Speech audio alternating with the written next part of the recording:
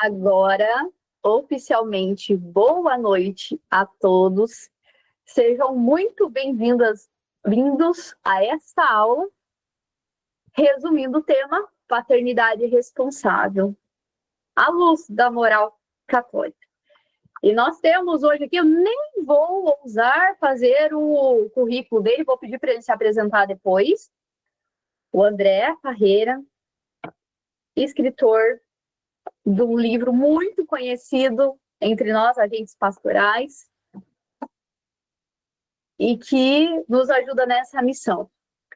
Quero agradecer demais a presença dos colegas instrutores do método de ovulação Billings. Estou vendo carinhas do Nordeste aqui, de instrutores do Nordeste.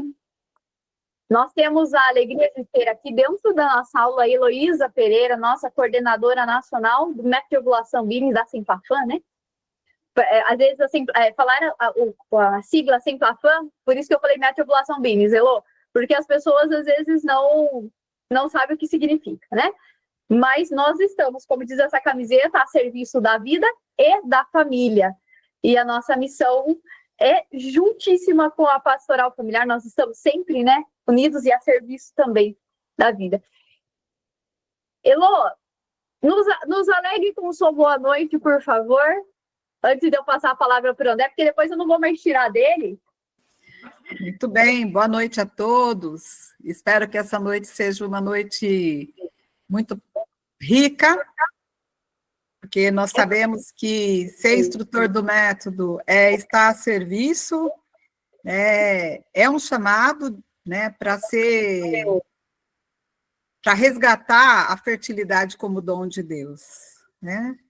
Cada instrutor sabe bem disso. Então, fico feliz com o tema e fico feliz também com quem vai falar hoje, né? O André, a esposa, que são muito queridos entre os instrutores da Semplafan.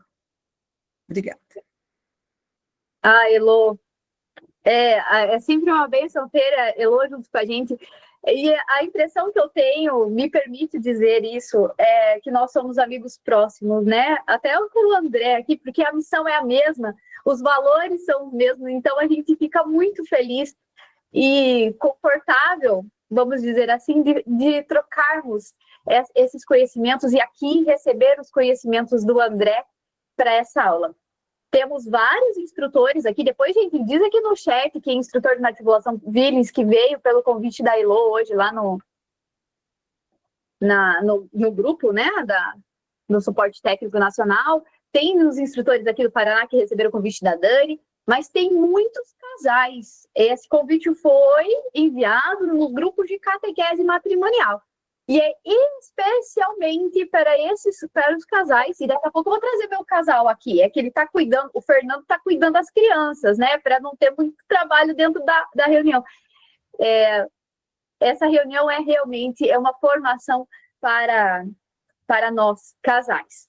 Com certeza vai ser valioso para mim, para o Fernando, enquanto casal, e para todos vocês. Tem muito casalzinho aqui que eu estou vendo nas fotos, que benção, gente. André, por favor, obrigada por estar aqui e se apresente para nós e já pode iniciar a nossa formação, que estamos todos muito ansiosos. Boa noite, meus amigos. Boa noite a todo mundo, do país todo. Geralmente também tem gente até de fora do país. A Karina logo vai chegar. Quando eu marquei este compromisso, eu não tinha lembrado que hoje tem aqui na minha cidade a procissão de Nossa Senhora do Bom Parto, e tem um andor pequeno onde as grávidas carregam o andor.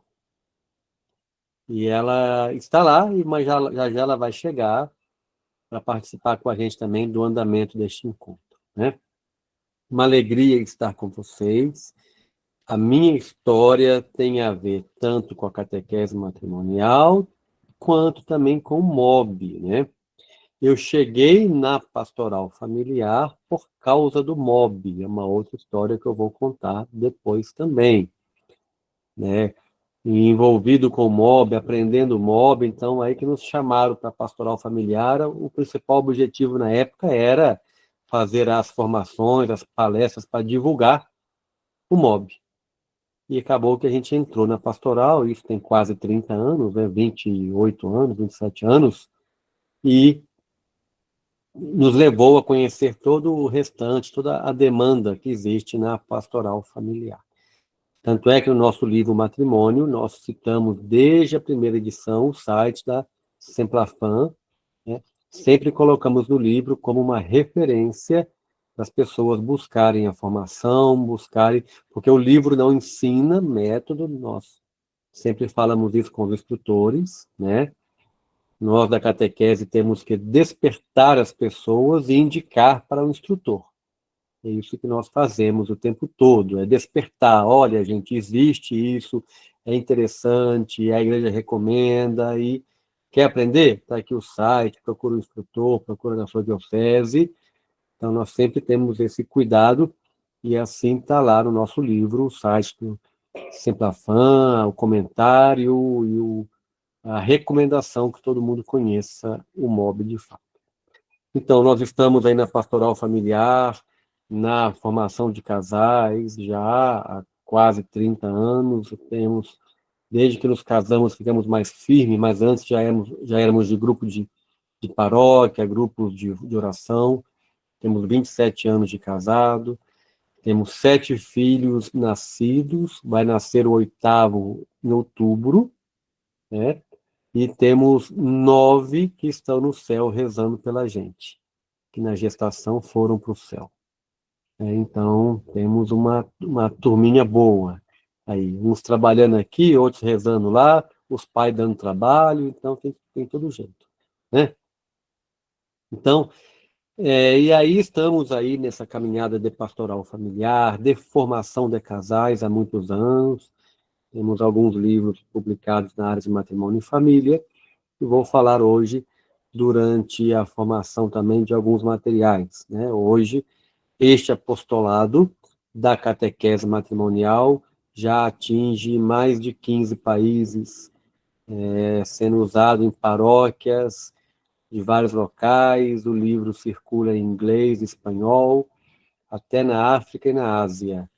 Então, graças a Deus, é um apostolado que Deus nos chamou para simplificar a preparação para o matrimônio, de forma que as pessoas possam, com segurança, abrir um livro, ler e conversar com outras, levando a doutrina, levando a formação, levando a verdade.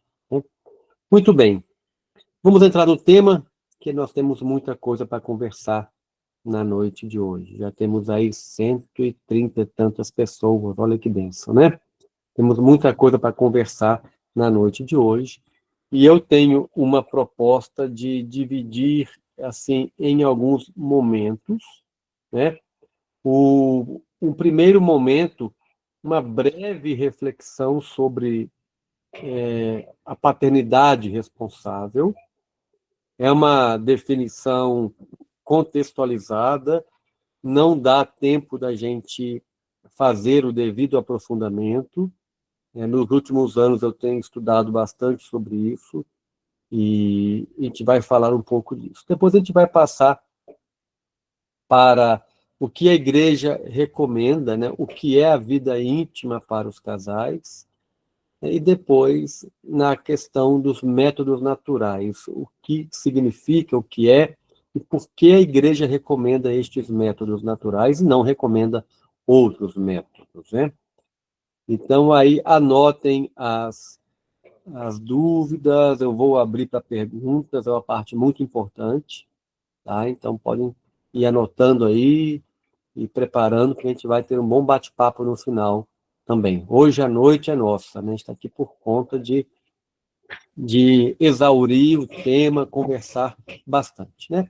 Gostaria, então, de começar rezando, pedindo que Nossa Senhora nos acompanhe neste momento. Ela, a mãe por excelência, é nosso exemplo, né? Junto com São José, souberam viver a paternidade e a maternidade na plenitude, né? Em nome do Pai, do Filho e do Espírito Santo. Amém. Ave Maria, cheia de graça, o Senhor é convosco. Bendita sois vós entre as mulheres, Bendito é o fruto do vosso ventre, Jesus. Santa Maria, Mãe de Deus, rogai por nós, pecadores, agora e na hora de nossa morte. Amém. Nossa Senhora de Guadalupe, rogai por nós. E eu também vou começar com um pequeno, alguns versículos de um salmo bem conhecido, né? Estou aqui já apresentando. É um salmo que nós já rezamos várias vezes, certamente, na missa, né, ou nas meditações pessoais.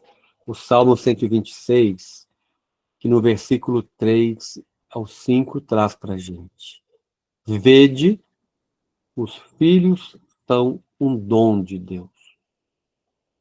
É uma recompensa o fruto das entranhas.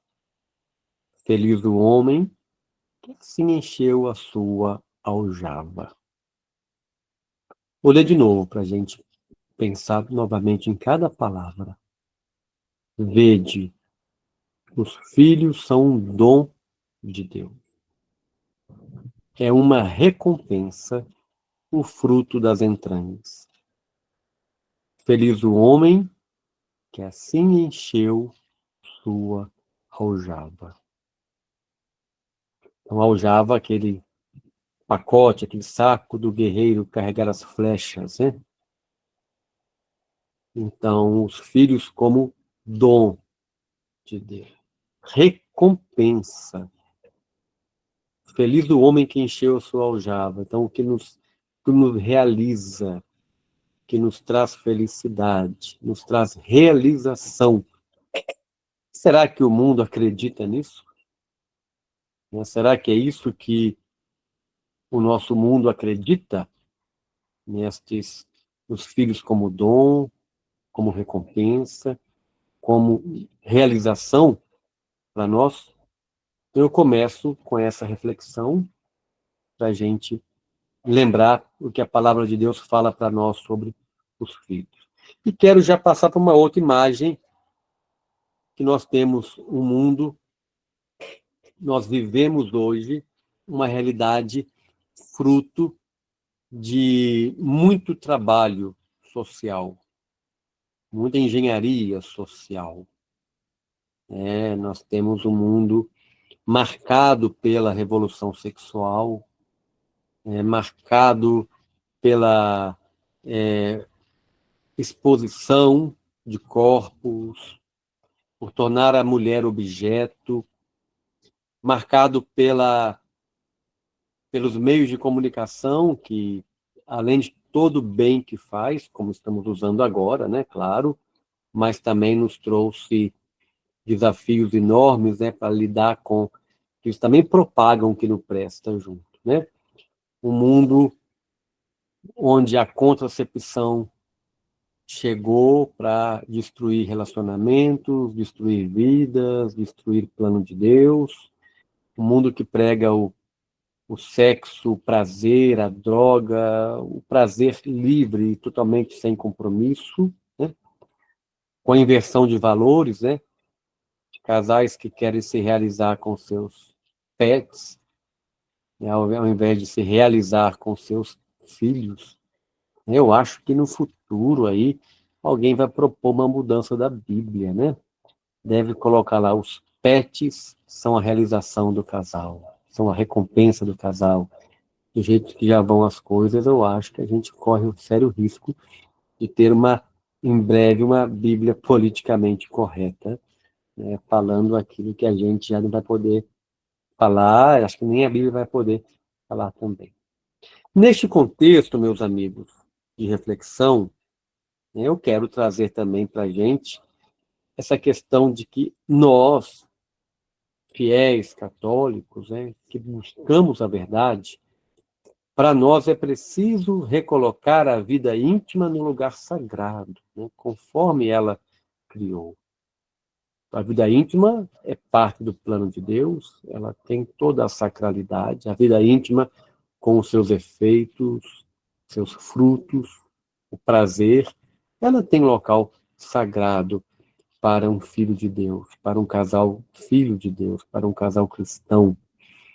Então, este é o nosso trabalho também. Ajudar a recolocar nos trilhos, né, aquilo que está saindo dos trilhos há muito tempo, ou já saiu, depois da Revolução Sexual, principalmente, nós perdemos a nossa referência, né? Então, é preciso voltar. Então, quando a catequese matrimonial traz lá aquele capítulo sobre a sexualidade, é um trabalho para mostrar a dignidade, mostrar a sacralidade, mostrar a beleza da vida íntima como ela é, de fato. E avançando um pouco mais nessas ideias, né, nós chegamos na nossa doutrina. Por falar em vida íntima, temos que lembrar sempre do significado dessa vida íntima, né, que é a união do casal, né, essa intimidade, essa união do casal, que a nossa doutrina nos traz com grande clareza, que é um duplo fim, né? O matrimônio tem um duplo fim que se torna concreto nesta intimidade do casal. O fim duplo, um duplo fim, quer dizer, tem duas vertentes, né? A primeira, o bem dos cônjuges, a gente vai falar brevemente sobre isso, e a transmissão da vida. Então, o tempo todo, nós que somos católicos, nós temos que ter o catecismo como o nosso livro de cabeceira, né, gente? A gente não pode ser protestante, não, né? Porque a grande diferença do protestante para o católico é a doutrina. Uma das grandes reivindicações que Lutero fez lá em 1517 era somente a escritura, ou seja, joga qualquer interpretação para lá, joga qualquer doutrina, somente a escritura, e outra, a livre interpretação da Bíblia. Então, quem quer somente Bíblia, mais nada, e quer interpretá-la livremente, livre da sabedoria da igreja para interpretar para mim, quem quer essas duas coisas, olha lá, acho que está beirando lá a fronteira do perigo entre ser um católico ou um protestante. É claro que a Bíblia tem mensagens pessoais. A Bíblia fala para cada um de nós. Na nossa leitura orante, no nosso diálogo com Jesus, também a palavra, mas para questões gerais, para normas morais, quem interpreta a Bíblia para nós é a igreja. Isso que é a doutrina. É a Bíblia aplicada, é a lei natural interpretada para questões gerais. Então, a nossa doutrina, o nosso catecismo nos diz que a união no matrimônio, né, ela realiza com um duplo fim. O matrimônio tem um duplo fim: o bem dos cônjuges e a transmissão da vida. Vamos ver um pouquinho cada um desses, do que é, né? O primeiro, bem dos cônjuges. A gente pode olhar essa palavra bem no catecismo também por dois olhares que se completam. O olhar do bem terreno, porque faz bem para a gente, aproxima o casal, gera bem-estar, fortalece o relacionamento do casal. Hoje a ciência estuda os benefícios da vida íntima, do sexo. Então, tudo isso tem também o bem material, o bem terreno, mas também tem o bem eterno, né? O grande bem. Qual é o grande bem que a gente quer para a nossa vida e para quem a gente ama? É chegar ao céu? Este é o grande bem. Então, o matrimônio também serve para o bem eterno do casal, para ajudar o casal no caminho da santidade, né? Tanto é que nos diz o catecismo que a união do casal é um penhor de comunhão espiritual, né? Penhor é uma garantia. Então, ele mostra que aquele bem material, a união dos corpos a entrega do casal mostra que também há uma comunhão espiritual, que é mais profunda ainda. Então, o bem dos cônjuges tem o bem terreno e o bem eterno. Então, o primeiro aspecto, lá do duplo fim, o bem dos cônjuges. Faz bem em todos os sentidos. Mas não é só isso. Mas isso é importante para o casal. Até no nosso livro da catequese, nós trazemos aquela afirmação do catecismo, lá do ano de 51, onde o Papa Pio XII fala que foi o próprio Criador, foi Deus, quem estabeleceu nessa função, essa de geração, a união sexual, que os esposos experimentassem prazer e satisfação do corpo e do espírito. Olha que bonito. O próprio Deus planejou que o casal tivesse o bem terreno e o bem eterno nessa relação, que tivesse satisfação do corpo, o que aproxima o casal, ajuda, aumenta o encantamento, o interesse, fortalece a união, e mais uma série de benefícios que não dá tempo de falar aqui, mas que hoje a ciência tem descoberto, e também a satisfação do espírito, a entrega integral. Então, ok, essa questão de entrega de bem material, de entrega dos corpos, o bem dos cônjuges, nós temos este benefício. Tanto é que a igreja, sempre, a Bíblia e a igreja sempre valorizou esta entrega humana, esta entrega corpórea do casal. No Cântico dos Cânticos, como aqui em Provérbios, nós temos exaltada essa entrega corpórea. Não é de se desprezar. Não podemos ser maniqueístas, né? Maniqueísta é aquela heresia lá de Manique, tudo que era do corpo não prestava, só aquilo que era espiritual que valia a pena. Não, mas Deus nos fez com corpo, Deus nos fez neste mundo, embora transitório, embora passageiro, Deus nos fez aqui, e neste momento aqui, isto tem valor para a gente. Nós temos que saber orientar este momento aqui para chegar lá, para chegar no céu, mas enquanto estamos aqui, este momento tem valor para a gente, é importante, e tem significado para a nossa vida, e nos ajuda a caminhar para Deus também. O prazer que nós temos na vida conjugal nos ajuda a, tanto o casal, quanto na caminhada para Deus, a aproximar, fortalece. Olha que bonito, lá no livro dos Provérbios. Seja bendita a tua fonte e alegra-te com a esposa da tua juventude. Corça querida e gazela graciosa, suas carícias te inebriem em todo o tempo e te alegre sempre no seu amor. Olha, uma expressão do encantamento humano, da entrega, de ficar embriagado um pelo amor do outro, os efeitos da entrega corpórea, talvez está falando aqui da êxtase, do orgasmo, mas é algo perfeitamente humano que Deus criou para fortalecer o casal. Daí, nós temos que lembrar uma outra dimensão. Nós falamos do bem dos cônjuges, temos que ir na outra dimensão. Daria para ficar aqui uma meia hora falando do bem dos cônjuges, né? Há tanta coisa bonita que a gente pode falar da entrega do casal, mas temos que seguir e falar aqui da transmissão da vida.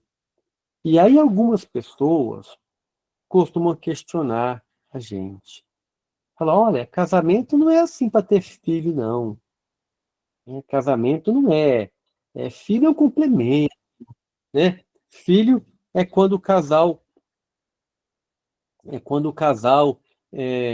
quer deixar seus herdeiros, né? Ou quando o casal está sentindo assim que precisa completar a sua vida, sentindo falta, porque o casal pode se realizar, que não tem que pensar em ter filhos. Olha, será que é isso que a igreja entende? Será que é isso que a igreja entende como o objetivo do casamento? Então vamos lá na nossa doutrina. O que o Código de Direito Canônico fala sobre o objetivo do matrimônio? Também está no catecismo. Eu gosto de variar os documentos para a gente poder ver a variedade de documentos que nós temos na igreja. Então, lá no Código de Direito Canônico, no cânon 1055, nós temos o pacto matrimonial pelo qual o homem e a mulher constituem entre si o consórcio íntimo de toda a vida. Olha que bonito, consórcio, quer dizer, a cooperação íntima, na intimidade, aquilo que só eles conhecem, e de toda a vida, ordenado, quer dizer, ordenado é a ordem, o objetivo, né, o norte daquele casal, ordenado por sua índole natural, né, não foi a igreja que criou, a sua índole natural da criação humana é ordenado. Para que é ordenado? Para o bem dos cônjuges, já falamos disso agora há pouco, e a procriação e a educação da prole. Então, os três grandes objetivos do matrimônio. Já falamos do bem dos cônjuges. O casal se ajudar a alcançar a santidade. Depois, junto, não menos importante, mas junto ao primeiro, a procriação. E, claramente, quem procria tem que educar. E educação da prole. Então, é claro para a nossa doutrina que o matrimônio tem, sim, entre seus objetivos a procriação. Não é um complemento, é um objetivo. Então, por aí, a gente já consegue pensar que quem não admite a ideia de ter filho, quem não quer ter filho, também não pode casar, porque eu vou querer algo que eu não concordo. O casamento prevê o objetivo da procriação. Não ter filho no casamento é uma consequência indesejada, é uma dificuldade que a pessoa não consegue ter filho, né, ou é um impedimento que surge na vida dela de repente, mas é uma dor para o casal não poder ter filho. Então, por isso que lá na promessa matrimonial, o casal promete aceitar os filhos que Deus enviar. A gente vai falar disso depois também. Bom, casar envolve a colaborar com Deus na criação da vida, né? Casar, então, ter filho é um dos objetivos do casamento? Muito bem.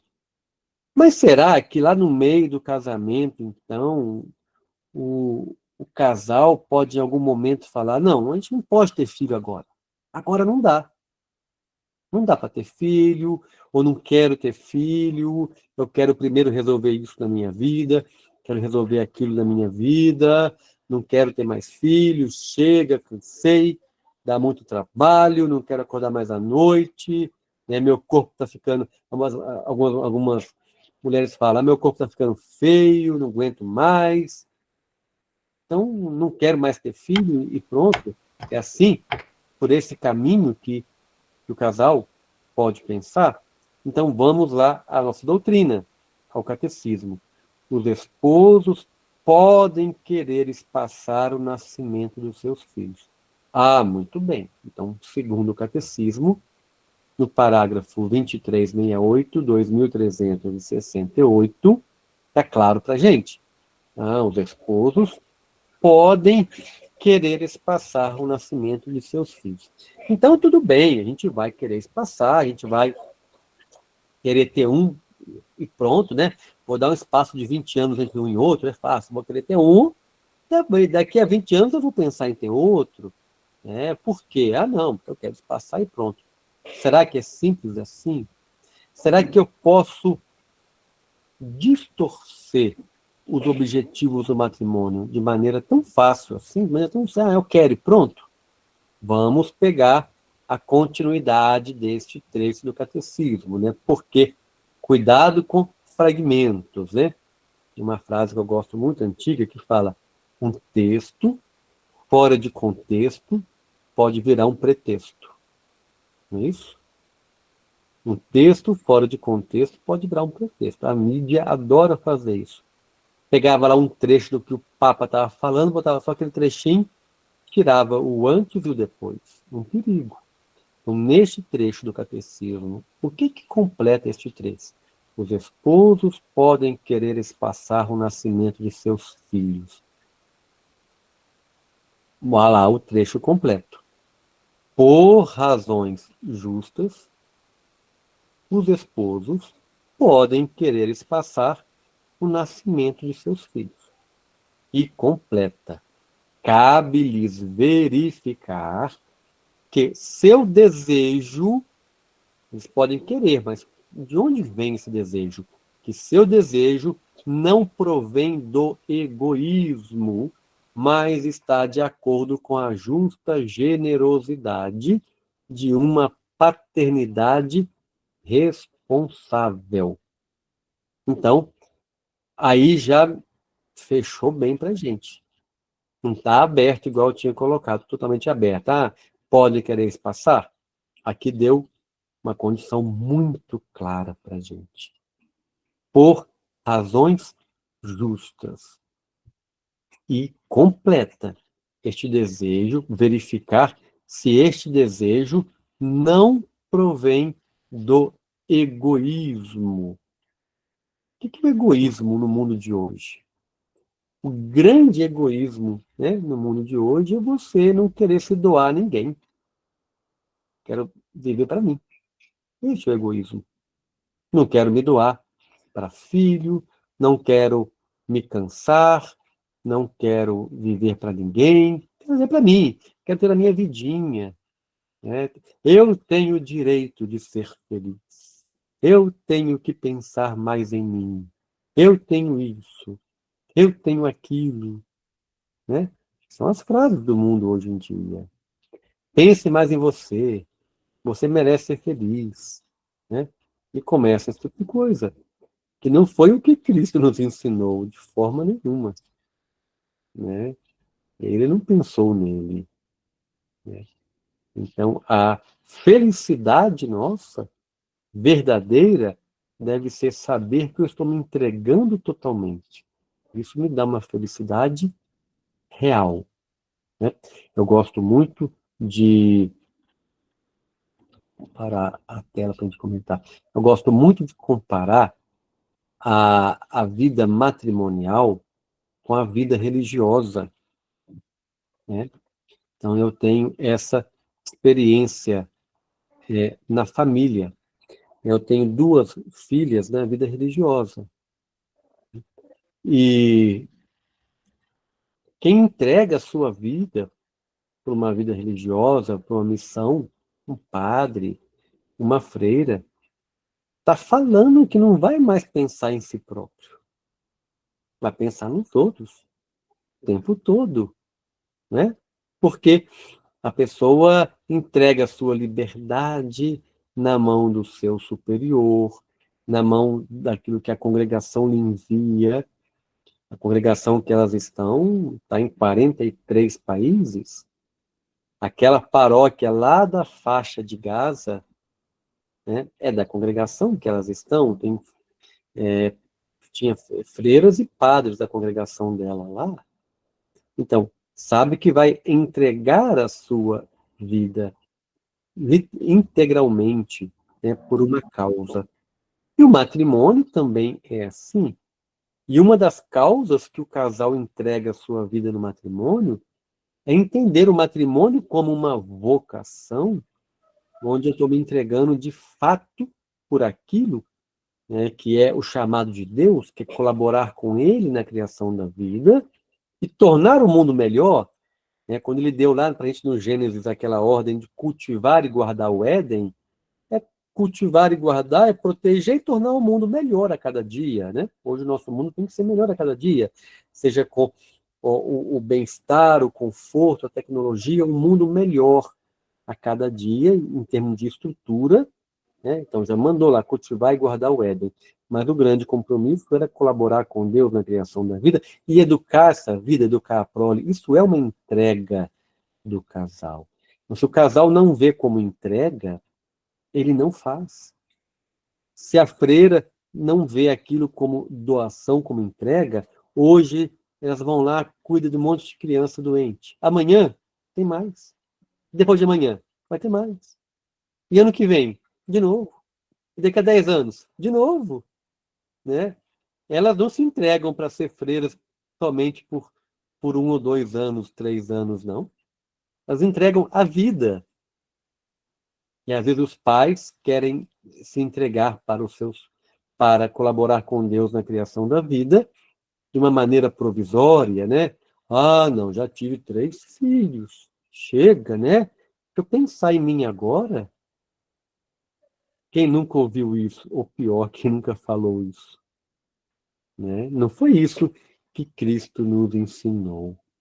Então, a gente tem que pensar bem no que a gente promete lá no altar, porque olha a clareza da orientação da igreja para a gente. Vamos botar de novo aqui. Olha que clareza do catecismo para nós. Né? Por razões justas, eles podem querer espaçar. Tem que ver se esse desejo de espaçar não vem de egoísmo. E aí começa a definir para a gente, mas de uma justa generosidade e uma paternidade responsável. Então, começamos a chegar no termo da paternidade responsável. Assumir a vocação da paternidade e maternidade, com responsabilidade. Mas não é só a responsabilidade de dar comida para os filhos, botar na faculdade. A primeira responsabilidade é diante de Deus. Deus me convocou para colaborar com Ele na criação da vida. Eu estou sendo responsável este meu dom, a paternidade e a maternidade, ou estou sendo egoísta? Estou sendo preguiçoso com isso? Então, o primeiro detalhe é esse. E daí, dentro desse contexto do catecismo, nós temos que sempre pensar de onde vieram essas definições tão claras do que é paternidade responsável. Vieram de um documento que foi feito justamente no olho do furacão da Revolução Sexual. Eu tenho um livro que eu conto a história desse documento. O livro se chama Paternidade Responsável e Humana Vitae, o Profetismo de Paulo VI na Defesa da Lei Natural. É um livro fininho, é o livro mais fininho que eu tenho, que eu conto toda a história de como foi criada a Humana Vitae. Ela levou 5 anos, a perseguição que o Papa Paulo VI teve. Né? Então, um documento que foi gestado, foi feito no olho da Revolução Sexual. Mas é um documento super atual, por vários motivos. Primeiro, que ninguém oficialmente o revogou. Segundo, que ele está inteiramente dentro do catecismo. As citações do catecismo, a maioria delas sobre o tema, são copiadas da Humanae Vitae. Ele é a base dos trabalhos do Papa João Paulo II na teologia do corpo. A Humanae Vitae é a base da teologia do corpo, e o próprio Papa João Paulo II contava isso, está relatado isso. E, recentemente, então, o Papa Francisco, na Amoris Laetitia, falou, acho que 4 vezes, da Humanae Vitae. Como aí ele diz, é preciso redescobrir. As pessoas andaram escondendo a Humanae Vitae pelos cantos aí, né? Botando embaixo do tapete para ninguém pegar. E o Papa falava, é preciso redescobrir a mensagem da encíclica Humanae Vitae de Paulo VI.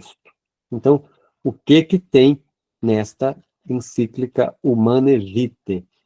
É ela que define para a gente esse que eu acabei de falar do catecismo sobre paternidade responsável. Então, alguns tópicos da Humanae Vitae, né, pequenos que eu trago para vocês aqui, só para aquecer o nosso coração aí, né? Ela começa falando muito bem dessa questão da natalidade. No parágrafo 7, ela nos traz que o problema da natalidade, como de resto qualquer outro problema que diga respeito à vida humana, deve ser considerado numa perspectiva que transcenda as vistas parciais, sejam elas de ordem biológica, psicológica, demográfica ou sociológica, à luz da visão integral do homem e da sua vocação, não só natural e terrena, mas também sobrenatural e eterna. Olha só, o Papa Paulo VI fala, deixa de ter visões parciais. O que é visão parcial? Olhar só se fica pensando se o mundo está muito povoado ou se não está, e nem está, isso era uma falácia que plantavam na gente, né?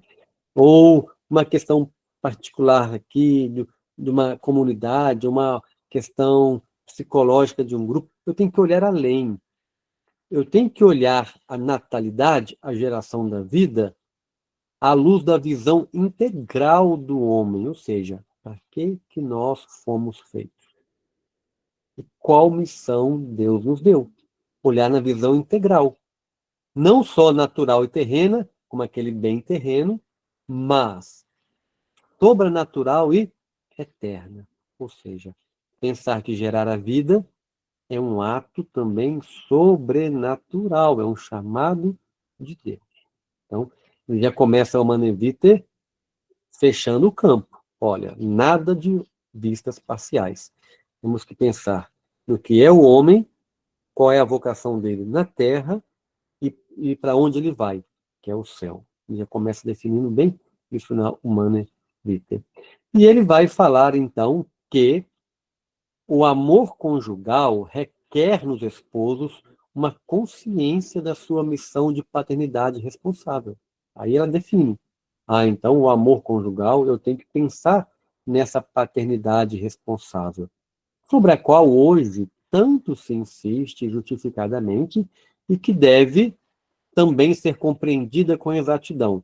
De fato, ela deve ser considerada sob diversos aspectos legítimos ligados entre si. Então, a paternidade responsável tem que ser pensada em relação a processos biológicos, entender como acontece a vida, e o MOB tem um papel decisivo em orientar as pessoas sobre isso, entender como a vida é gerada, né, como acontece tudo. Depois, instinto e paixões, essa questão do controle das virtudes, dominar seus instintos, algo que o mundo perdeu, né, muito a partir da revolução sexual. As condições estruturais, físicas, econômicas, psicológicas e sociais, ou seja, eu tenho que pensar no mínimo de condições também para acolher uma vida, deixar aquela vida vir e acompanhá-la, educá-la, e a ordem moral objetiva, ou seja, dentro daquilo que é a lei natural, dentro daquilo que objetivamente, claramente, existem normas, existem leis morais objetivas, ordem moral ou lei moral, que falam de como eu devo me comportar. Não vale tudo, eu tenho que saber meus limites do comportamento. Então, o Papa Paulo VI vem colocando isso, que a paternidade responsável tem que ser vista sob todas essas condições. Ou seja, eu tenho que olhar de forma integral. Tenho que saber que Deus me chama a ter os filhos, mas eu tenho que pensar como é que está a minha estrutura, tenho que dominar as minhas paixões e meus instintos. Então, o item 1 e 2 e o 3, e não, 1 e 2 e 4. 3 também está dentro do trabalho diário das equipes do MOB. processos biológicos, saber se controlar, saber o sentido do ato sexual, o sentido do amor, saber os limites da técnica, até onde pode ir ou não pode, que é o item 4. Né? Então, nós temos que ter uma visão integral disso aí. Então, a paternidade responsável é, primeiro, nessa ordem moral objetiva, a minha responsabilidade diante do projeto do Criador. Eu estou assumindo esse chamado com os pés no chão. Eu assumo um chamado sobrenatural com os pés no chão, sabendo que aquela prole tem que ser educada. Então, eu tenho que balancear as duas coisas, mas daquela maneira que o catecismo nos fala, com generosidade. Aí que é o difícil, porque a gente vive muito no egoísmo, né? Então, tem que pensar na generosidade. E aí, a Humanae Vitae traz para a gente essa questão da generosidade. Olha que bonito, ela fecha para a gente. Então, o que é paternidade responsável? Define para mim lá em um parágrafo. Não, eu não vou definir. A Humanae Vitae já definiu para a gente. O que é paternidade em um parágrafo? Em relação às condições físicas, econômicas, psicológicas e sociais, ou seja, toda a questão estrutural, já definiu tudo. A paternidade responsável exerce-se tanto com a deliberação ponderada e generosa. Ponderar bem é medir bem, avaliar bem. Generosa. Lembra do generosa? Lembra lá da vocação da freira, que se doa, sem preguiça. O pai sabe que vai ter que trabalhar mais, é generoso, se doa. Né? De fazer crescer uma família numerosa, olha que bonito, tá? Não, mano, evita esse chamado. E quem puder fazer crescer uma família numerosa, mas também como com a decisão tomada por motivos graves, ou seja, se tiver motivos graves, algo que realmente me dificulta levar essa família numerosa adiante. Grave. Grave não é preguiça, grave não é medo de futuro, grave não é que eu não vou poder pagar faculdade particular para filho. Hoje a gente tem muita coisa. Não vou poder dar iPhone para filho, levar na Disney, né? Cuidado, gente. Por motivos graves. E com respeito pela lei moral. Olha, a lei moral é a minha maneira de viver, aquilo que a igreja me ensina, os limites da técnica, a gente vai ver depois a questão da contracepção, de evitar temporariamente, ou mesmo por tempo indeterminado, um novo nascimento. Então, em um parágrafo, a Humanae Vitae define para a gente claramente o que é a paternidade responsável. Vamos ver de novo, olha lá. A deliberação ponderada e generosa de fazer crescer uma família numerosa, como com a decisão tomada por motivos graves e com respeito pela lei moral, de evitar temporariamente, ou mesmo por um tempo indeterminado, um novo nascimento. E aí daria para vocês ficarem com esse parágrafo, escafuchando esse parágrafo para um lado ou para o outro aí. Por exemplo, aí não fala evitar definitivamente. Opa!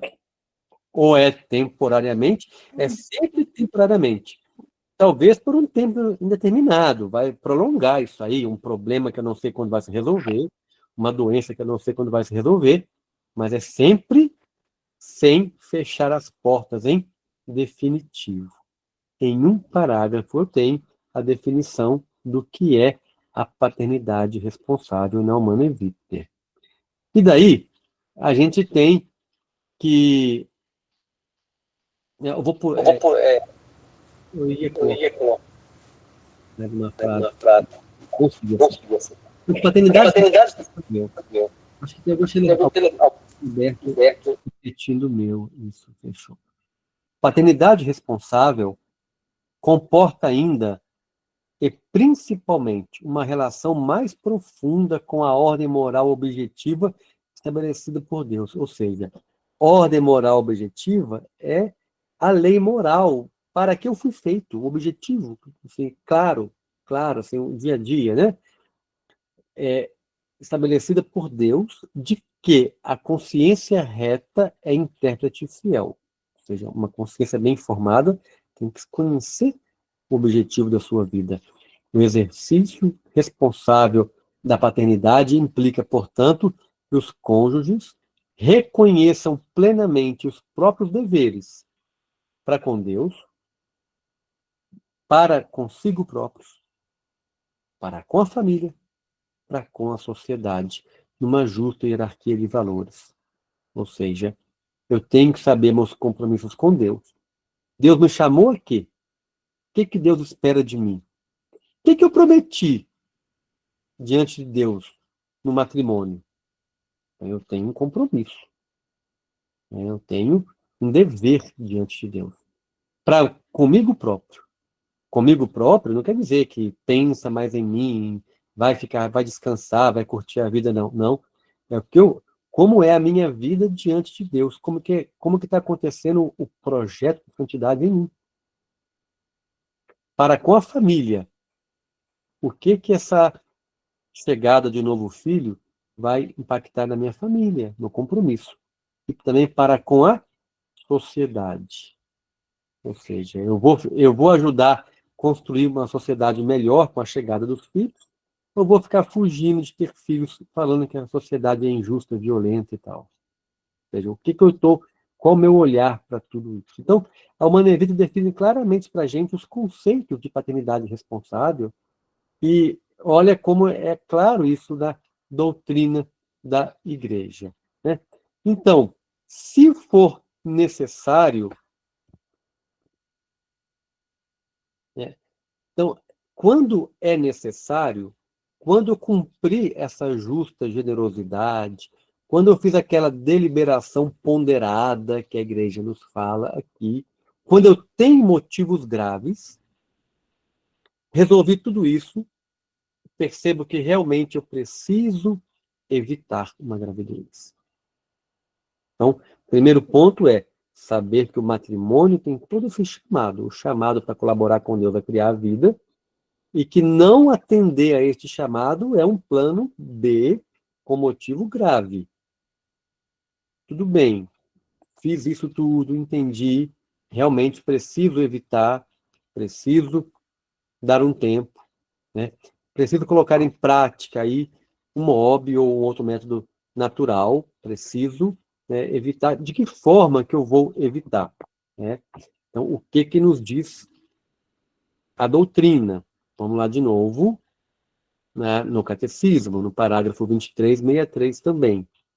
Continuando aquele parágrafo que eu já li no começo, olha lá.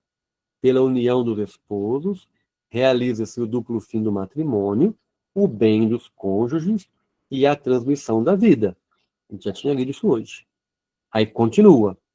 Esses dois significados, olha lá, bem dos cônjuges e transmissão da vida, estes dois, ou valores do casamento, não podem ser separados. Olha o que a doutrina fala. Eu não posso separar os dois. Pode ser que um não aconteça e o outro não aconteça naturalmente, mas eu não posso separar os dois. E qual a consequência disso, gente? Olha que coisa séria. Não sei se todo mundo que já leu isso no catecismo atentou para o que está aí. Sem alterar a vida espiritual do casal. E sem comprometer os bens matrimoniais e o futuro da família. Olha, não sei se todo mundo aí, tem muita gente que está habituado, já pensou nessa frase que está aí no catecismo. Olha lá. Não posso separar bem dos cônjuges de transmissão da vida. Não pode separar. Por quê? Se separar, vai alterar a vida espiritual do casal. Olha que tristeza. e comprometer os bens matrimoniais e o futuro da família. Bens são os valores do casamento. Quer dizer, o seu casamento passa a virar fake news, né? Porque você promete uma coisa e faz outra. Você está comprometendo o seu casamento. Você está vivendo só por um prazer. Você não está deixando Deus agir. Se você separa intencionalmente. E claramente compromete também o futuro da família, porque há um projeto de Deus que está comprometendo, está corroendo você. Quando você separa estes dois significados, estamos corroendo o projeto de Deus. Mas o que é separar significados?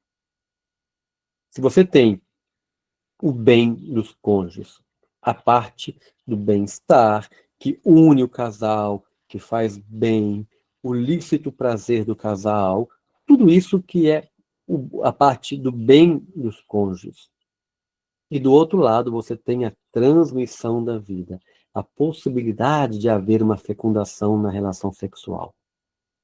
Se você quer pegar uma parte e quer descartar a outra, por exemplo, se você coloca um preservativo, você está pegando a parte boa do prazer e descartando por atitude própria, é uma atitude ativa. Nós estamos separando os dois significados. Então, olha, se a pessoa toma uma pílula, a gente vai ver depois todo o mal disso aí, se ela toma uma pílula para não deixar engravidar, ou mesmo, por exemplo, faz lá o coito interrompido, que ela pega o prazer, mas não quer que aquele prazer gere um compromisso. Toda vez que ativamente nós separamos os dois, nós comprometemos a união matrimonial. Isso é muito sério e aí nos diz o catecismo. Então, separar os dois significados significa tornar o ato sexual antinatural. O que é um ato sexual natural? É aquele que ocorre segundo o fluxo normal, o ritmo normal, que acontece as duas coisas. Acontece o bem, acontece o prazer, e não se fecha a geração da vida. O que é o ato sexual antinatural? É aquilo que, intencionalmente, eu descarto uma das vertentes desses dois significados. E daí vem a palavra métodos naturais, que muita gente não sabe até hoje o que é um método natural. As pessoas acham que método natural é aquele que contradiz com algo artificial, e não é. Não é. A igreja não é contra meios artificiais, desde que sejam naturais. Mas, peraí, você ficou doido? Como assim? Um meio artificial que seja natural? Você está ficando maluco? Bom, acho que maluco eu sempre fui, mas essas duas coisas existem, né? Imagina se tomamos um analgésico, um remédio para dor de cabeça. Ele é um elemento artificial, não é? É uma química. Misturou os elementos químicos lá, deu um remédio, pô. Mas ele está de acordo com a minha natureza. Nós não nascemos para ficar com dor de cabeça. Ele me restaura ao meu estado natural. Então, ele é uma atitude natural. Então, ele é um remédio artificial, mas é natural. Agora, tem coisa que é natural, mas é artificial. Por exemplo, você vai pegar um monte de chazinho na sua planta, na sua horta lá, e fazer um chazinho para matar a vizinha. Imagina. Do ponto de vista químico, ele é natural. Mas isso não é natural para o ser humano fazer isso. Acabar com a vida de alguém. Então, quando na igreja há a linguagem de métodos naturais, não está falando que não é artificial, mas está falando que respeita a natureza. Então, tudo aquilo que não separa estes dois significados é considerado métodos naturais. Por isso que até o coito interrompido, que não usa nada de artificial, de elementos, não é uma atitude natural. Por quê? Não é natural fazer isso.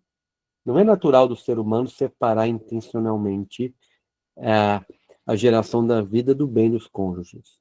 Então, agora, se o casal tem a sua relação e o período é um período naturalmente infértil e por isso a vida não é gerada, não houve intenção do casal de provocar a infertilidade.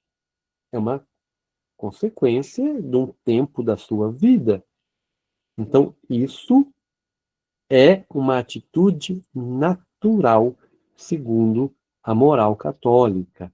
Então, o que é um método natural?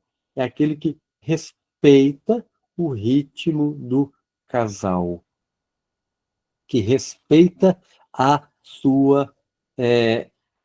Não separa os dois significados da união conjugal, mas preserva os dois significados, apenas dando a liberdade ao casal de, mediante motivos graves, e depois de uma ponderada, né, generosidade, como diz a doutrina, perceber, olha, não podemos ter filhos agora, então é melhor que a gente faça este espaçamento, né?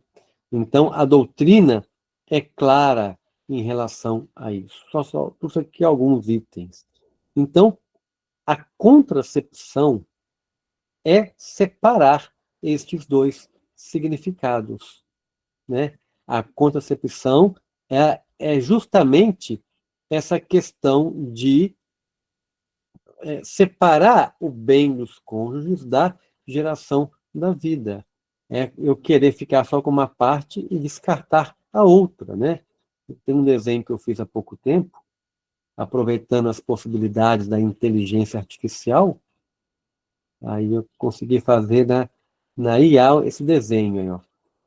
O machado da contracepção. Você tem duas coisas que são unidas numa única peça de madeira, que você não podia separar. Unitivo e procriativo é uma única peça de madeira, você não pode separar, é um único pedaço, né? Então, a contracepção, ela separa o unitivo do procriativo. O unitivo é o bem dos cônjuges. O procriativo, a geração da vida. Então, a, a contracepção é isso. É separar o que é inseparável. E quando a gente faz essa separação, vocês viram, isso é mal moral.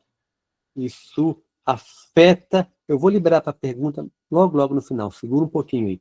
Então, ela afeta a vida espiritual do casal. E é uma ofensa ao plano de Deus. Né? Toda contracepção, né, é uma ofensa ao plano de Deus. Isso bastaria para recusar a contracepção. Eu trago aqui a frase de São Domingos Sávio, né? Antes morrer do que pecar. Ela é forte, né? Os pais de São João Paulo II viveram isso. Antes morrer do que pecar. Né? Porque a mãe dele não podia ter engravidado nem do segundo filho, ele é o terceiro. Não tinha engravidado nem do segundo filho, e ela engravidou. E alguns historiadores, não todos, contam que quando ela engravidou dele, que era o terceiro, os médicos recomendaram o aborto. Porque era uma gravidez de alto risco. Ela viveu. Antes morrer do que pecar. Levou a gravidez adiante Foi muito difícil, tanto é que ela ficou doente depois, durante 8 anos. Ela resistiu 8 anos depois do nascimento do nosso querido São João Paulo II, né? Então, olha só como é forte isso. Então, a contracepção, por isso, na nossa doutrina católica, não há possibilidade de contracepção. Não existe contracepção legítima na nossa doutrina católica. Ah, mas isso e aquilo, o padre deixou, etc. e tal. Eu não vou entrar em casuística, né? Mas eu recomendo que vocês leiam depois no catecismo o parágrafo 2399. E eu vou ler com vocês aqui brevemente, onde diz: a legitimidade das intenções dos esposos não justifica o recurso a meios moralmente inadmissíveis. Por exemplo, a esterilização direta ou a contracepção. Então, vamos repetir, nosso Catecismo 2399. A legitimidade das intenções dos esposos não justifica o recurso a meios moralmente inadmissíveis, por exemplo, a esterilização direta ou a contracepção. O que quer dizer isso aqui? A legitimidade da intenção. A sua intenção pode ser legítima. Ah, se eu engravidar, eu vou morrer, eu tenho 4 filhos para criar, né? Ou então, não tem comida na mesa, ou então, seja qual for a sua justificativa, que é boa, é legítima, mas ela não te permite o recurso a meios moralmente inadmissíveis, e aqui ele coloca entre parênteses, esterilização direta ou a contracepção. Clara a doutrina. Povo católico, no catecismo está a nossa condução da vida, né? A direção espiritual nós temos que buscar sempre para nos ajudar a colocar em prática isso. Não buscar alguém que fale diferente disso, que aí é golpe, né? Ah, eu vou de padre em padre, até um padre que fala que isso aqui não importa, aí eu vou dormir feliz, com a consciência tranquila, né? Cuidado com a nossa busca, o que estamos buscando. Então, a contracepção é sempre um meio imoral, ainda que a intenção seja legítima. Para isso, existem os métodos naturais e os instrutores, que em qualquer caso vão ajudar a gente a fazer, a ter o uso seguro, né, para reduzir ao máximo as chances de engravidar quando o risco é muito alto, mas sendo muito sincero com vocês. Às vezes, chega ao ponto do recurso ser abstinência. Antes morrer do que pecar, né? Se tem um ponto que eu acho que as instrutoras aqui vão saber falar melhor que eu, mas é muito raro alguém que não consegue de maneira nenhuma usar o método natural. Mas imagina que tem alguém que não consegue de maneira nenhuma usar o método natural, melhor que ela não tenha as relações do que fazer contracepção e matar a sua alma. Tem pessoas que não podem ter relação sexual. Conheço pessoas, na minha cidade, tem uma senhora que cuidou do marido por 27 anos da cama. 27 anos sendo fiel a ele, cuidando dele da cama, sem vida íntima. Quando a doença vem, a gente não abre mão, né? Por que para preservar a alma eu não abro mão? Porque a alma não tem valor, céu não existe, está tudo bem, o que importa é viver aqui mesmo, né? Então a gente relativiza aquilo que é sério e acaba tirando o mérito. Mas, além de todo o mal moral, que já basta para a gente abrir mão disso, a contracepção química é um risco para o organismo da mãe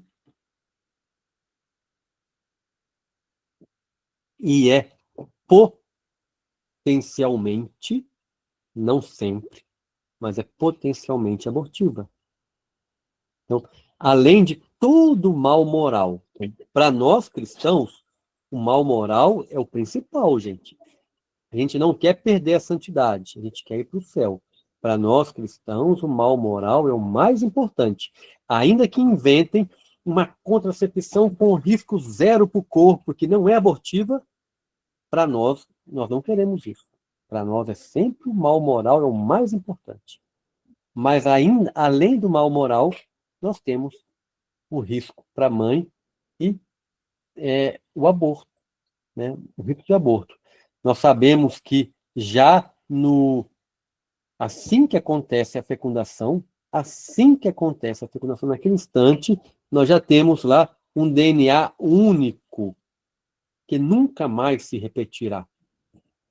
Então, ali nós já temos todas as informações daquela nova vida. Então, na concepção, nós temos tudo já definido. É uma vida. E além de ser uma vida, Deus já infundiu uma alma. E nós sabemos que essa vida, ela vai encaminhar, né, até ocorrer em alguns dias a implantação no endométrio. Houve a fecundação, né, já é uma vida, ele vai caminhando até ocorrer a implantação no endométrio, onde ela vai ser aninhada, a anidação, para ali se desenvolver. E, de uns anos para cá, para diminuir, às vezes, a carga hormonal dos anticoncepcionais, porque os anticoncepcionais atuavam mais na ovulação, e aí, para reter a ovulação, isso dava muitos problemas, né? As instrutoras podem falar melhor do que eu, o tanto de problema que dava nas mulheres, desde trombose, câncer, um monte de coisa. Mudar um pouco o efeito para poder impedir esta implantação no endométrio. Se já é uma vida, se já foi fecundado, é uma vida, está em caminho de ser implantado. Chega lá, não implantou, tem um nome, né? Isso é aborto. E aí, o que acontece? Hoje, os anticoncepcionais, a maioria deles, falo maioria para não falar 100%, para ninguém falar que eu sou radical, mas eu não achei um atual que não faça isso ainda. Não achei. Né? Todos fazem isso. E não sou médico, sou físico, nada a ver com medicina, mas ler a bula disso é muito fácil. Peguei um aqui, ó, ciclo 21. Você vai ler a bula, tá, previne gravidez, etc e tal, e aqui fala no endométrio reduz a probabilidade de adesão do óvulo fecundado na parede uterina. Muito fácil. Se ele não deixa o óvulo aninhar, ele quer que o óvulo chegue lá e vá embora direto. Está provocando o quê? Aborto. Se o primeiro efeito, né? Olha lá, porque o primeiro efeito é aumentar a dificuldade de entrada do espermatozoide no útero. Se o primeiro efeito passar, o segundo é esse. Então, não é sempre que ela é abortiva, mas é potencialmente abortiva, que se o primeiro efeito passar, ela está pronta lá para botar em prática o segundo efeito. Aí, o DIU de cobre. O DIU de cobre, como é que ele funciona? Lá embaixo, eu peguei uma marca de DIU de cobre aqui, tenho aqui a bula, ele fala lá embaixo. Ele atua onde? No transporte do óvulo, impedindo a anidação. Palavra clara, minha gente.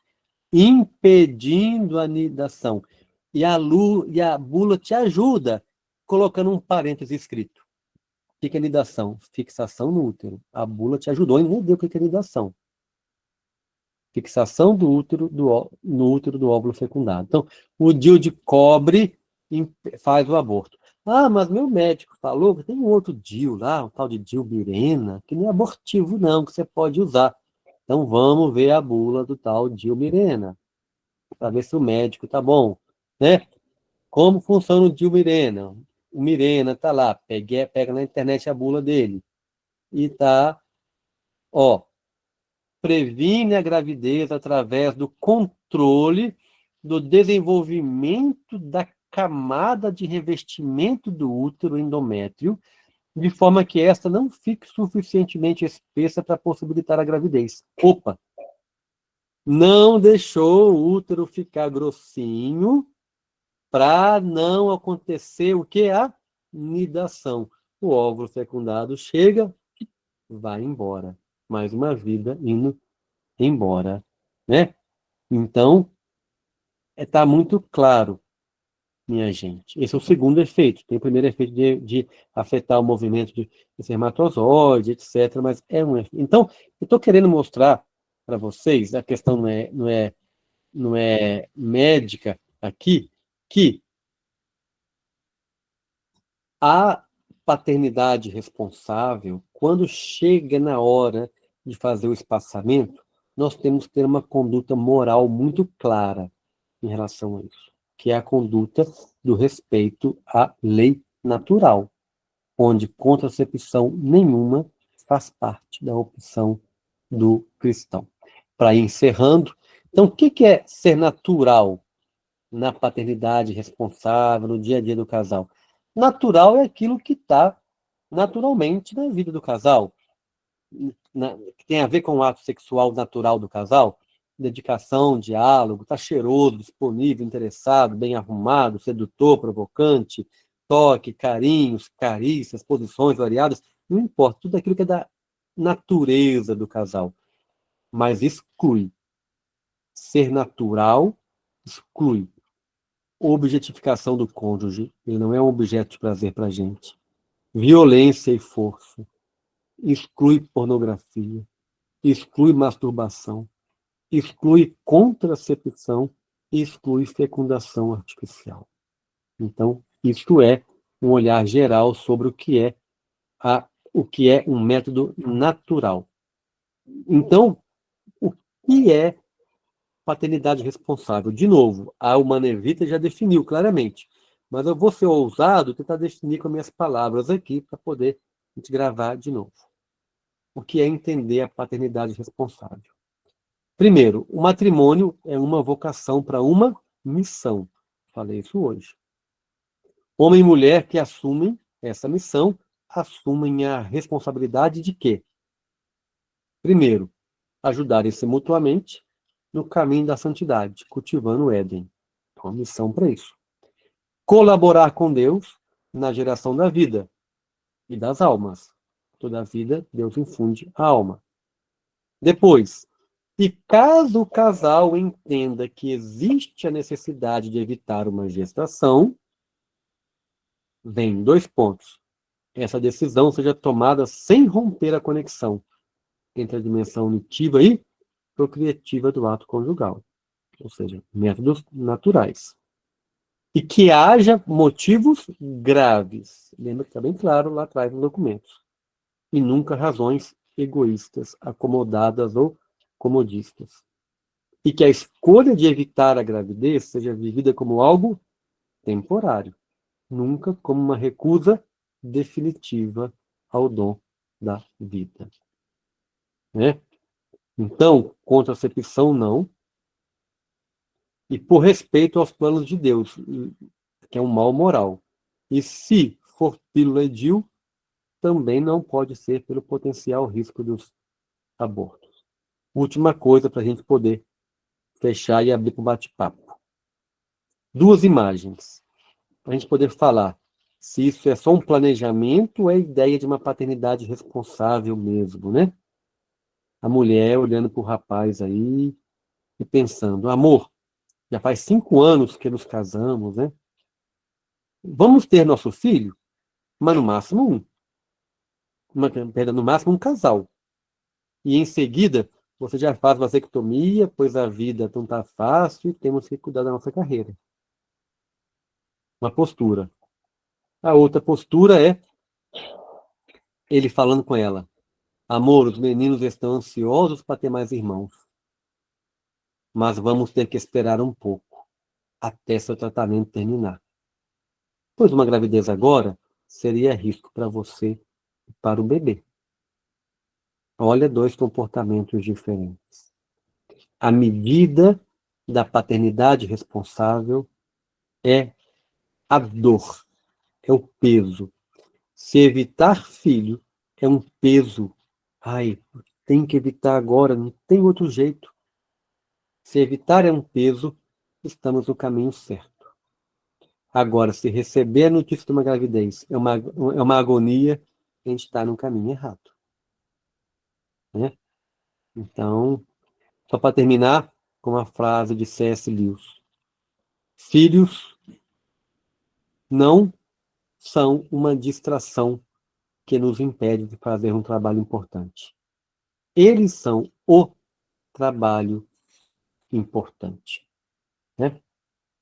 Então, vamos abrir para alguns comentários. Antes de atender as perguntas, eu gostaria primeiro que o pessoal da equipe pudesse manifestar, se quer completar alguma coisa, completar tanto a equipe, como também a Heloísa, que está aqui com a gente, nos dando essa alegria, né? Fiquem à vontade. E a Karina acabou de chegar agora há pouco, ela estava aqui acompanhando, para não, né? Então, está aqui conosco agora. Boa noite. Né? Boa noite, Karina. Que bom que você chegou. E eu vou aproveitar que a Karina chegou, eu vou colocar o Fernando aqui também do ladinho. Ele está fazendo as crianças dormir. Vai ser difícil. Aqui, ó. Boa noite. Quando tem os pequenos em casa, enquanto um trabalha, o outro precisa segurar. Não tem outra opção. A nossa rede de apoio somos nós mesmos. Então, hoje... Mas no final de semana vai ser inverso. No final de semana, a Mary está aqui. Nós temos um encontro de casais com Cristo. Eu falei, eu seguro as crianças e você faz a pregação. Então, é nessa divisão sempre, graças a Deus, né? E Deus vai permitindo.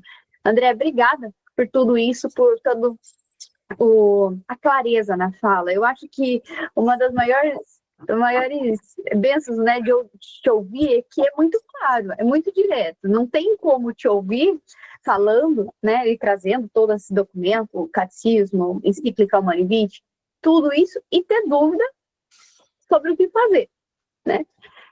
Só queria complementar quando você disse que algumas mulheres realmente não conseguem fazer um método e, nesse caso, seria viável, obviamente, né, fazer abstinência.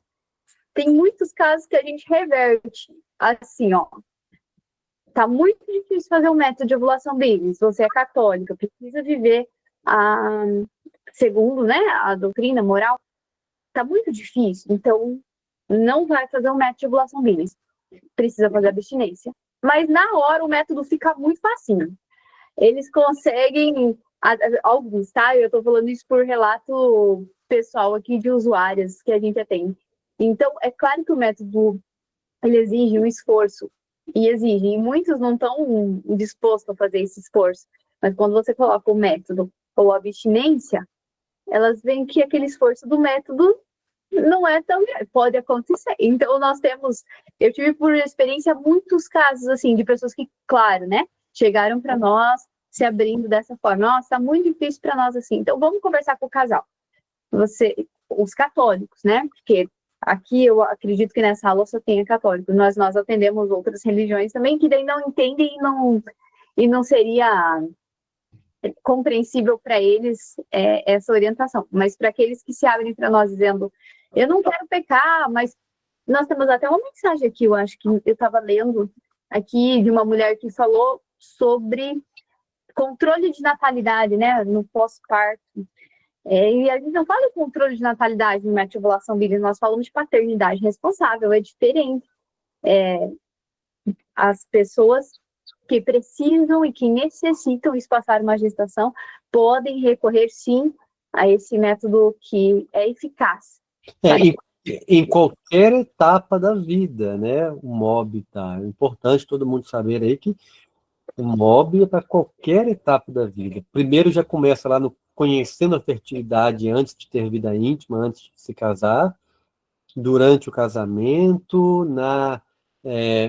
no pós-parto, na menopausa, né? Em todas as etapas da vida, o MOB ele vai ajudar o casal. Heloísa? Só para falar uma coisinha, que às vezes, né, a experiência como instrutor, a gente percebe que o casal, muitas vezes, ele vem muito fechado, ele quer usar o método pensando numa contracepção e não tem espaço para a possibilidade de uma gravidez. Sim. E é muito interessante que, quando a gente começa a trabalhar, no começo é o primeiro ciclo, aí você olha a pessoa, tá super assim, tipo, eu não posso engravidar, não vou engravidar. E eu sempre digo, olha, se você não quer engravidar, você vai fazer as coisas direitinho, você não vai engravidar. E aí a gente vai trabalhando com a pessoa, vai trabalhando, no segundo ciclo você olha e a pessoa ainda está assim, desconfiada, achando que não vai. Mas, geralmente, lá para o terceiro, quarto ciclo, você começa a ver, assim, umas escapadas. E aí, às vezes, eu olho e falo assim, escuta, você não disse que você não quer engravidar? Porque eu já sei da resposta, né? E esse gráfico aqui, mostrando essa relação, ué, você está aplicando a regra? Você não está aplicando. Ah, mas sabe, é que a gente estava pensando, acho que a gente quer mais um filho. Né? E aí, já aconteceu assim, de várias, né? Vim dessa situação e assim, baixo, quase que bater na gente, porque não vai engravidar, e não pode, só vai fazer porque o padre falou, porque alguém mandou, e tá. E aí, quando vem tentando, na primeira vez que a fura regra, que a gente, eu acho ótimo, dá aquela furada de regra e você fala, né? Aí a pessoa, não, é que a gente já está pensando. Aí depois, no final, naquele ciclo, vem chorando, desesperada, não consegui engravidar. Então, a gente percebe que acaba fazendo uma mudança. Mas também tem aqueles que você tenta de todo jeito e a pessoa está fechada. E aí é difícil você quebrar, sabe? Porque, assim, a pessoa tem que entender. Ela pergunta, mas eu posso, eu não posso? Eu digo, olha, para mim, sempre você pode. Nunca eu vou te dizer que você não pode. Você pode. A decisão, ela tem que partir de você, e você pode. E às vezes, a pessoa demora, e às vezes ela acaba desistindo, não porque ela não consegue fazer o método, é porque ela está muito fechada mesmo. Então, é uma questão, assim, que o que eu percebo, a maioria, ela se dobra, a gente percebe que, assim, o próprio fato do autoconhecimento, de você entender, né, que a fertilidade é um dom, quando ela percebe isso, ela consegue se abrir, né? E isso é uma coisa, assim, que a gente, como um instrutor, percebe que é um valor muito grande nesse trabalho, né, de estar resgatando nessa pessoa esse sentido da fertilidade. Era isso. Também.